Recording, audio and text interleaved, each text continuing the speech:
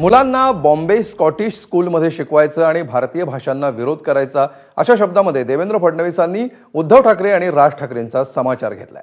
पहिलीपासून Hindi शिकवण्याबाबतचे GR मागे घेतल्यानंतर ठाकरे बंधूंनी विजयी मेळाव्याची जोरदार तयारी सुरू केली आहे। सरकारच्या समितीला न जुमानण्याची भाषा दोन्हीही ठाकरेंनी केली। मात्र कोणाच्याही दबावाला बळी न पडता सरकारी समिती जो निर्णय देईल तो घेणारच अशी भूमिका मुख्यमंत्री देवेंद्र फडणवीसांनी स्पष्ट केली आहे। रवींद्र चव्हाणांची भाजप प्रदेशाध्यक्षपदी नियुक्ती झाली। या कार्यक्रमामध्ये मुख्यमंत्र्यांनी मराठी आणि हिंदीच्या मुद्द्यावरून ठाकरे बंधूंवर जोरदार घणाघात केला। त्रिभाषा सूत्राचा निर्णय ठाकरे मुख्यमंत्री असतानाच घेतला गेला याचाही फडणवीसांनी पुनरुच्चार केला। तर नेमकं काय म्हणाले मुख्यमंत्री फडणवीस पाहूया। आम्हाला अभिमान भारतीय भाषेचा आहे। हो, इंग्रजी भाषा आवश्यक आहे म्हणून शिकली पाहिजे, त्याचा आम्हाला विरोध नाही आहे। पण इंग्रजीला पाय घड्या घालायच्या, बॉम्बे स्कॉटिश मध्ये शिकायचं, इंग्रजीला पाय घड्या घालायच्या आणि या ठिकाणी खऱ्या अर्थानं भारतीय भाषांना विरोध करायचा, हा विरोध आम्ही सहन करणार नाही।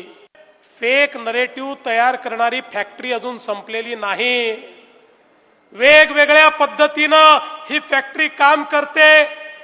लोकसभेच्या आधी संविधानाचा विषय मांडून या फेक नरेटिव्ह फॅक्टरीने एक यश मिळवलं, पण त्यानंतर त्यांचं ते यश आपण हिरावून घेतलंय। पण आज वेगवेगळ्या पद्धतीनं हे लोक रोज नवीन फेक नरेटिव्ह तयार करतात। आता महानगरपालिकेच्या निवडणुका जवळ आल्या आहेत। महाराष्ट्रापासून मुंबईला तोडण्याचा कट सुरू झालेला आहे। अशा प्रकारची भाषणं आता पुन्हा ऐकायला मिळतील। मी त्यांना सांगू इच्छितो, तुमच्या मध्येही ताकद नाही आणि कोणाच्या बापातही ताकद नाही की मुंबईला महाराष्ट्रापासून वेगळं करतील। या महाराष्ट्रामध्ये सक्ती एकच आहे, ती म्हणजे मराठीची। मराठी शिकावीच लागेल। पण त्याच वेळी आम्हाला हिंदीचाही अभिमान आहे। आम्हाला हिंदीचाही अभिमान आहे। या भारतातल्या प्रत्येक भाषेचा अभिमान आम्हाला आहे। या भारतीय भाषांचा आम्हाला अभिमान आहे। हे त्रिभाषा सूत्र आल्यानंतर ते त्रिभाषा सूत्र कसं स्वीकारलं पाहिजे याकरता उद्धव ठाकरे सरकारने समिती तयार केली। त्या समितीमध्ये त्यांच्या उबाठाचा उपनेता टाकला। त्या समितीचा रिपोर्ट आला।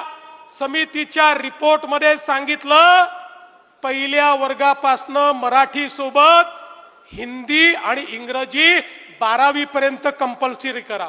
आणि तो रिपोर्ट उद्धव ठाकरेंच्या कॅबिनेटने स्वीकारला।